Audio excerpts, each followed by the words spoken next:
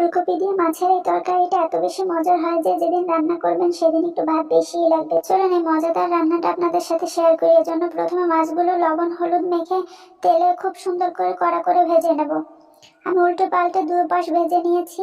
এবার মাছগুলো তুলে নেব। মাছগুলো তুলে নিয়ে ওই তেলে আলু এবং ফুলকপি ভেজে নেব। সামান্য একটু লবণ দিয়ে আলু ফুলকপিটা খুব সুন্দর করে ভেজে তুলে নেব। আলু ফুলকপি ভাজা হয়ে গেছে, তুলে নিয়ে নিচ্ছি। এবার ওই কড়াইতে আরো কিছুটা তেল দিয়ে, তেল গরম হলে দিয়ে দেবো হাফ চামচ পাঁচফোড়ন।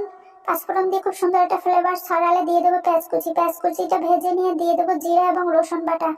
এবার এই মশলাটা একটু ভেজে নিয়ে একটু পানি দিয়ে দেবো হলুদ গুঁড়া, মরিচ গুঁড়া এবং স্বাদ মতো লবণ।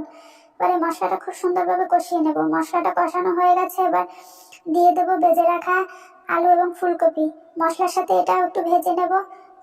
খুব সুন্দর করে ভেজে নিয়েছে। এবার জলের পানি দিয়ে ঢাকনা দিয়ে রান্না করতে থাকবো যতক্ষণ না সবকিছু সেদ্ধ হয়। সবকিছু ভালোভাবে সেদ্ধ হয়ে গেলে দিয়ে দেবো ভেজে রাখা মাছ, দিয়ে দেবো 4-5টা কাঁচামরিচ ফালি এবং কিছু ধনিয়া পাতা কুচি দিয়ে আরো 4-5 মিনিট ফুটিয়ে নেব।